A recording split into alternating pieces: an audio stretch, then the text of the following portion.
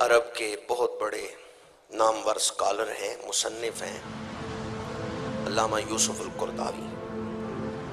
ان کی کتاب ہے الایمان والحیات۔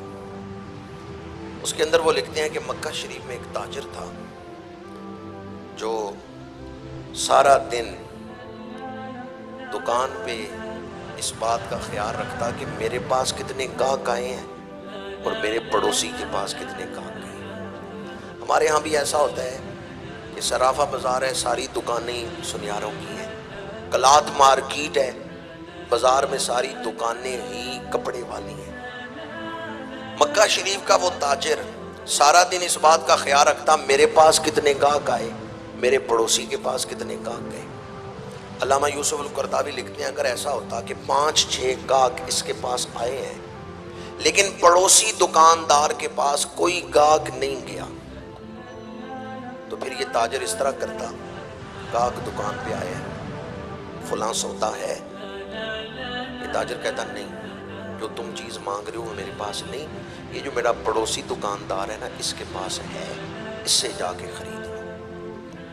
بیٹا کہتے ہیں ابا جان جو کپڑا اس نے مانگا ہے وہ دکان میں موجود ہے، آپ گھر آئے ہوئے تاجر کو دوسری طرف کیوں بھیج رہے ہیں؟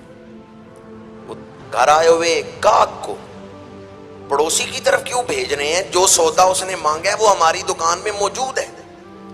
باپ اپنے بیٹے سے کہتے ہیں میں دیکھ رہا ہوں اس کی دکان پر صبح سے کوئی گاہک سودا نہیں لے کے گیا، میں نے تو صبح سے کچھ سودا بیچ لیا، کچھ نہ کچھ پیسے کما لیے ہیں، میرا پڑوسی دکاندار جو ہے وہ فارغ ہی بیٹھا ہوا ہے، بچے اس کے گھر بھی ہیں، میں نہیں چاہتا وہ شام کو گھر جائے تو پریشان ہو کے جائے۔ میرا بیٹا سنو، صبح سے اب تک میں نے جو گاہک بھگتائے، پیسے کمائے، وہ میں نے دنیا کمائی، یہ اپنی دکان پہ آیا ہوا گاہک پڑوسی کی طرف بھیج رہا ہوں، اس سے میں آخرت کما رہا ہوں۔ ویسے آپ لوگوں کا کیا خیال ہے، ممکن ہے کہ اپنی دکان پہ آئے ہوئے گاہک کو بندہ کے ساتھ والی دکان سے سودا لے؟ ہمارے ہاں تو آج کل دیکھا گیا کھینچتے ہیں، دوسری کی دکان کی طرف گئے ہوئے گاہک کو بھی اشاروں کے نائے اسے کھینچتے ہیں اپنی طرف، بلکہ بعض جگہ تو کمیشن ایجنٹ سڑکوں پہ چھوڑے ہوئے ہیں، وہ لے کے آتے ہیں گاہک کو۔ چھوٹے شہروں میں تو نہیں، بڑے شہروں کی بات کر رہا ہوں، یا عالمی منڈیوں میں کئی جگہ ایسا ہوتا ہے، دوسرے کی دکان دروازے سے گاہک اپنی طرف کھینچ لاتے ہیں۔ یہ ویسے ممکن ہے کہ اپنی دکان پہ آئے ہوئے گاہک کو بندہ کہ تو دوسرے سے سودا خرید؟ ممکن ہے اگر دل میں آخرت کی فکر، اگر دل میں آخرت میں اللہ کو راضی کرنے کا جذبہ ہو، بندہ دنیا کو منزل نہ سمجھے، دنیا کو گزرگاہ سمجھے، آخرت کی کامیابی ذہن میں ہو تو پھر ممکن ہے۔ اور اگر بندہ دنیا کو ہی سب کچھ سمجھ لے پھر دوسرے کے ساتھ نیکی کرنے کا جذبہ ہی نہیں پیدا۔ میرے آقا کریم صلی اللہ علیہ وآلہ وسلم نے اس لیے فرمایا جو اللہ پر اور آخرت پر ایمان رکھتا ہے اسے چاہیے پڑوسی کے ساتھ اچھا سلوک کرے۔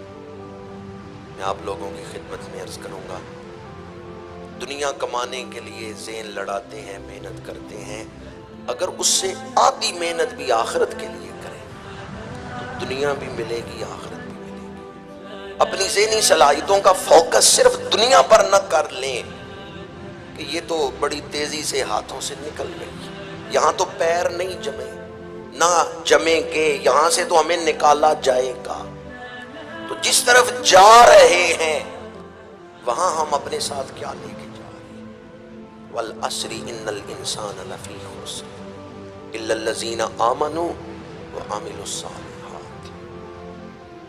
قسم ہے تیزی سے گزرنے والے زمانے کی، انسان بہت بڑے نقصان میں ڈوبا ہوا ہے، مگر وہ لوگ نقصان سے بچ گئے جو ایمان لائے اور انہوں نے